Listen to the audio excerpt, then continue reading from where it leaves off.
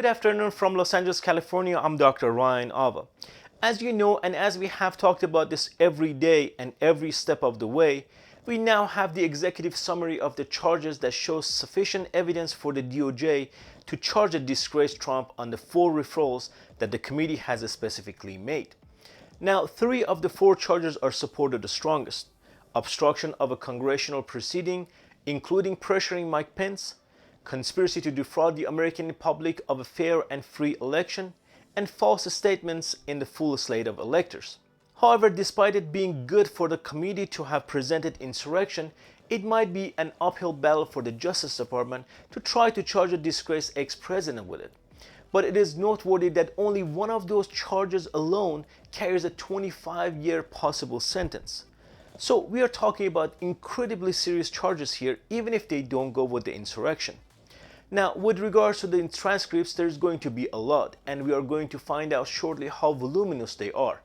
But a lot of new important details are going to be released, which are going to be crucially important to the Department of Justice, which of course has been asked for them repeatedly over months, and they have been refused by the committee. But now they are going to get them this week. There are a couple of different ways that this could assist the DOJ with its investigation. For instance, it is prior testimony. They might conflict with something that somebody has said in the grand jury, which could not only be troublesome for the person who has said it, but also shed light on new details and open doors they don't have opened yet up to this point. Naturally, they'll take these people into the grand jury once more and get the testimony in a truthful manner, making the report a remarkable resource, which I am sure the Justice Department is going to dive right into. Now, I want to read something from the committee summary report that was released today. Quote, "The committee has substantial concerns regarding potential efforts to obstruct its investigation, including by certain counsel, some paid by groups connected to the former president, who may have advised clients to provide false or misleading testimony to the committee," end of quote.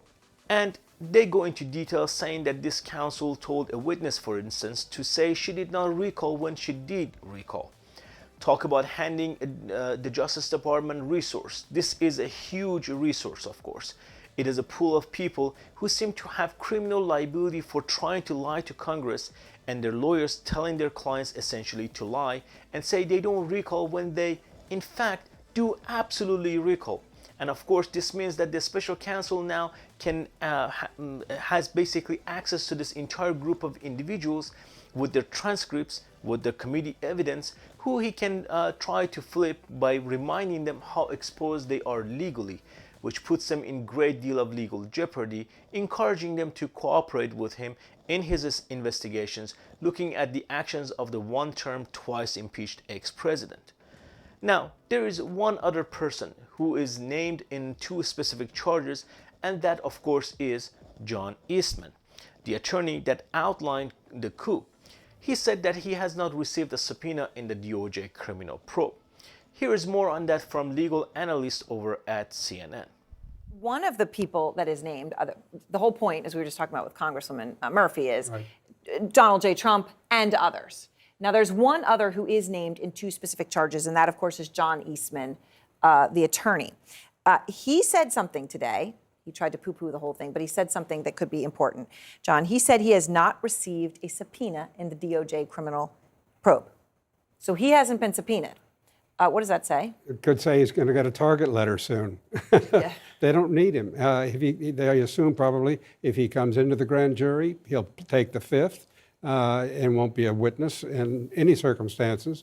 So I think he knows well enough the process as a former law professor, law school dean, what have you, how this works.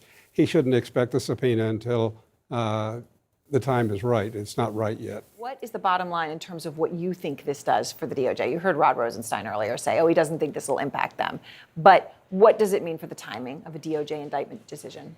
Well, I do think that it changes public opinion as long as the public digests the general lesson that's been given to us today. Mm-hmm. And the DOJ is not ignorant of that. So I do think for them to understand that the public sees these major breaches of law and that they are criminal does put added pressure on the DOJ to act fast. And we've got the person in that position who will act fast, which is Jack Smith. Jack Smith, the special counsel. Thank you all very much. Support my work, please subscribe to my channel and give this video a thumbs up. Also, please don't forget to hit the bell icon so you wouldn't miss any of my new videos. Thanks for watching.